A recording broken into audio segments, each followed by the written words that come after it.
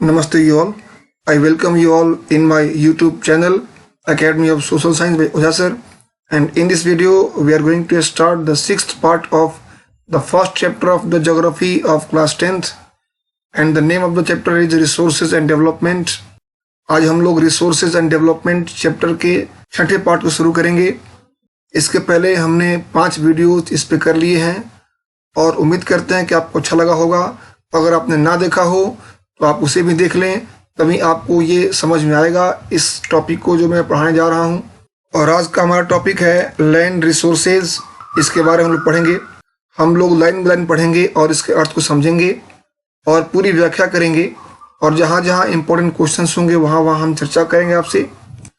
We live on land, हम लोग land पे रहते हैं, धरती पे रहते हैं। We perform our economic activities on land, हम लोग अपने आर्थिक गतिविधियों को इसी जमीन पर, इसी भूभाग पर परफॉर्म करते हैं। And we use it in different ways, और हम लोग इसका इस्तेमाल अलग अलग ढंग से करते हैं। 10 इस प्रकार land is natural resource of utmost importance, जो भूभाग है वह हमारा बहुत ही महत्वपूर्ण नेचुरल रिसोर्स है, प्राकृतिक संसाधन है। It supports natural vegetation, wild life, human life, economic activities, transport and communication systems. इसी पर हमारे वनस्पति, हमारे वन्य प्राणी, मानव जाति, इकोनॉमिक एक्टिविटीज़ हमारी आर्थिक गतिविधियाँ और यातायात तथा संचार के सभी साधन इसी धरती पर हमको प्राप्त होते हैं। सब इसी पर आधारित हैं, हमारे भू संसाधन पर। However land is an asset of a finite magnitude, हालांकि लैंड जो है वह एक सीमित संसाधन है। देयरफॉर इसलिए it is important to use the available land, इसलिए बहुत ज़रूरी है कि उपलब्ध भू संसाधन का हम प्रयोग करें। For various purposes with careful planning, अलग अलग कार्यों के लिए, अलग अलग उद्देश्यों के लिए सावधानी पूर्वक हम इसका उपयोग करें। यह बहुत ज़रूरी है क्योंकि यह अर्थ, यह भूभाग, यह लैंड, यह बहुत ही सीमित संसाधन है। India has land under a variety of relief features, namely mountains, plateaus, plains and islands. Bharat में विभिन्न प्रकार की भू-स्थलाकृतियां हैं, रिलीफ फीचर्स हैं, जैसे माउंटेन्स, प्लेटूज, प्लेन्स, आइलैंड्स, ये सभी भारत में पाए जाते हैं। About 43% of the land area is plain, और भारत की कुल जमीन का, कुल भूभाग का 43% एरिया लैंड है, which provides facilities for agriculture and industries, और यही जो 43% एरिया है इसी पर एग्रीकल्चर और इंडस्ट्रीज भी संभव है। Mountains account for 30% of the total surface area of the country, और कंट्री के टोटल सरफेस एरिया का 30% माउंटेन है। And ensure perennial flow of some rivers, और ये माउंटेन्स जो हैं यह कुछ ऐसी नदियों के लिए मुख्य स्रोत हैं जल के, जिन नदियों को इन माउंटेन से 12 मास साल भर लगातार पानी की मात्रा पर्याप्त मिलती रहती है और इन नदियों में प्रवाह बना रहता है। और provide facilities for tourism and ecological aspects, और इसके साथ साथ ये टूरिज्म की फैसिलिटीज को भी प्रोवाइड कराते हैं। माउंटेन और इकोलॉजिकल एस्पेक्ट के लिए भी बहुत जरूरी है। About 27% of the area of the country is the plateau regions, और हमारे देश का 27% एरिया प्लेटू रीजन्स के अंदर है। हमारे कंट्री के कुल सरफेस एरिया के 27% हिस्से पर प्लेटू रीजन है। It possesses rich reserves of minerals, इसमें मिनरल्स के, फॉसिल फ्यूल्स के और फॉरेस्ट के बहुत अच्छे संसाधन उपलब्ध हैं। नाउ लैंड यूटिलाइजेशन, अर्थात लैंड का उपयोग। Land resources are used for following purposes, land resource को निम्नांकित उद्देश्यों की पूर्ति के लिए हम प्रयोग करते हैं। कौन कौन से उद्देश्य हैं? पहला है फॉरेस्ट, लैंड का हम लोग इस्तेमाल करते हैं, प्रयोग करते हैं फॉरेस्ट कंजर्व करने के लिए, इसी लैंड पे फॉरेस्ट भी है। दूसरा क्या है? Land not available for cultivation, वह लैंड जिसपे कल्टीवेशन नहीं होता है, वो दो तरह के हैं, एक है बैरन एंड वेस्टलैंड और दूसरा है land put to non agricultural uses, example buildings, roads, factories etc. कुछ जमीनें ऐसी हैं जो बंजर हैं, जिस पे खेती नहीं होती है, जो बेकार खाली पड़ी हुई हैं, और कुछ जमीनें ऐसी हैं जिन पे नॉन फार्मिंग एक्टिविटीज होती हैं, जैसे बिल्डिंग्स हैं, रोड्स हैं, फैक्ट्रीज हैं, उन जमीनों पे। तीसरा क्या है? Other uncultivated land excluding fallow land. इसमें वे भूभाग शामिल हैं जिन पे खेती नहीं होती है, लेकिन इसमें प्रति जमीन को छोड़ दिया गया है, उसको छांट करके यह जो आंकड़ा दिया गया है उसके बारे में बताया गया है। पहला है परमानेंट पॉस्चर्स एंड ग्राजिंग लैंड, अस्थायी रूप से चारागाह जो होते हैं जहां पशुओं के चारे की व्यवस्था होती है। और दूसरा क्या है? Land under miscellaneous tree crops groves not included in net sown area, वैसे पौधे जो शुद्ध बोए गए क्षेत्र में शामिल नहीं होते हैं, उनका विस्तार जिन जमीनों पे है। जिन वृक्षों को शुद्ध बोए गए क्षेत्र में शामिल नहीं किया जाता है, उन वृक्षों का विस्तार जिस भूमि में है, ये वो लैंड है। इस लैंड में, इस तरह के लैंड में विविध प्रकार के वृक्षों, विभिन्न प्रकार के फसलों और विभिन्न प्रकार के उपवनों के क्षेत्र शामिल किए जाते हैं। और सी है कल्चरेबल वेस्टलैंड है, कृषि योग्य वैसी भूमि जो खाली पड़ी है, left uncultivated for more than 5 agricultural years, वैसी जमीन इसमें शामिल की जाती है जो 5 वर्षों से अधिक समय से अनकल्टिवेटेड है, जिसपे 5 वर्षों से अधिक समय तक खेती नहीं हुई है। और चौथा प्रकार है फैलो लैंड्स, यानी प्रतिभूमि। इसमें ए दिया है current fallow, it means left without cultivation for 1 और लेस देन 1 एग्रीकल्चरल ईयर, वैसी जमीन, वैसी प्रति जमीन जिस पर 1 साल या 1 साल से कम एग्रीकल्चरल ईयर में, कृषि वर्ष में खेती ना हुई हो, वो आता है करंट फैलो लैंड में। और बी है other than current fallow left uncultivated for the past 1 to 5 agricultural years, वैसी जमीनें इसमें आती हैं अदर देन करंट फैलो में, जिन पर 1 साल से 5 साल तक खेती ना की गई हो, वो आती है other than current fallow land में। तो अभी तक हम लोगों ने 4 तरह के लैंड्स के बारे में पढ़ा। अब है 5वां बहुत इंपॉर्टेंट, नेट सोन एरिया, अर्थात शुद्ध बोया गया क्षेत्र जिस पर खेती होती है। Area sown more than once in an agricultural year plus net sown area is known as gross cropped area. Very important point, आप इसको याद करें, एग्जाम में ये पूछा जाता है कभी कभी कि what do you mean by gross cropped area.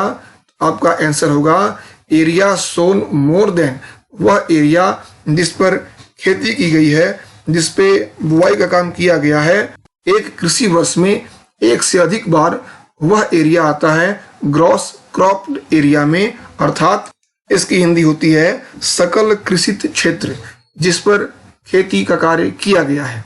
अब तक हमने जाना कि लैंड यूज किन किन रूपों में किया जाता है, लैंड का क्या क्या यूज है। अब हम देखते हैं land use pattern in India, Bharat में लैंड यूज का क्या पैटर्न है। The use of land is determined both by physical factors such as topography, climate, soil types, as well as human factors such as population density, technological capability and culture and traditions etc. जो land का use है वो तय होता है 2 factor से, एक factor है फिजिकल फैक्टर और दूसरा है ह्यूमन फैक्टर। तो फिजिकल फैक्टर्स में क्या क्या आते हैं? भू आकृति, टोपोग्राफी, क्लाइमेट, जलवायु और सॉइल टाइप। और ह्यूमन फैक्टर्स में क्या क्या आते हैं?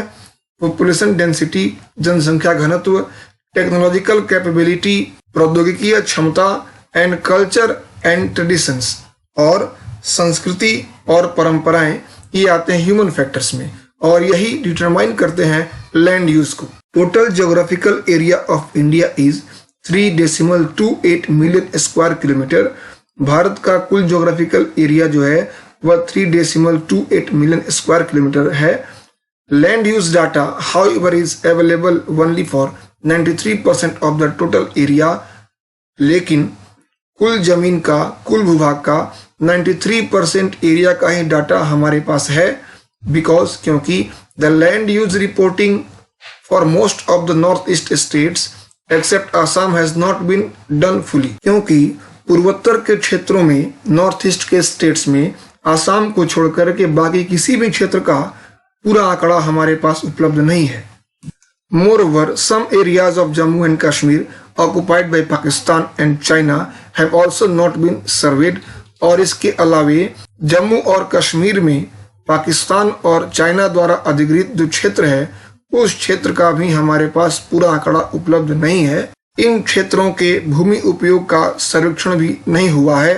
The land under permanent pasture has also decreased। Permanent pasture जो हैं, जो अस्थायी चारागाह हैं, उसके एरिया में भी गिरावट आई है, उसके क्षेत्र भी कम हुए हैं। How are we able to feed our huge cattle population on this pasture land. हम लोग कैसे सक्षम होंगे इस पास्चर लैंड पे अपने विशाल पशुधन को खिलाने पिलाने में, कैसे हम सक्षम होंगे अगर पास्चर लैंड कम होता रहेगा तो।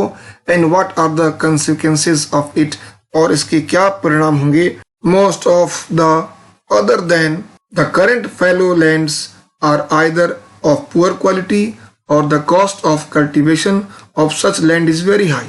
जो जमीनें खाली पड़ी हैं, उन जमीनों में अधिकांश जमीन ऐसी है जो या तो बहुत खराब क्वालिटी की है, जो उपजाऊ है ही नहीं, और दूसरी या इन जमीनों पर फसल उगाने के लिए कृषि में बहुत ज्यादा लागत आएगी। Hence, इसलिए these lands are cultivated once or twice in about 2 to 3 years। इस लैंड पर 2 या 3 वर्षों में इन पर 1 से 2 बार खेती होती है। And if these are included, और अगर ऐसे क्षेत्रों को भी जिनमें 2 से 3 वर्षों में 1 से 2 बार खेती होती है, इंक्लूड कर लिया जाए नेट सोन एरिया में, शुद्ध बोए गए क्षेत्र में, then the percentage of NSA, NSA means net sown area, तब नेट सोन एरिया का शुद्ध बोए गए क्षेत्र का जो परसेंटेज होगा वह about 54% of the total reporting area का होगा।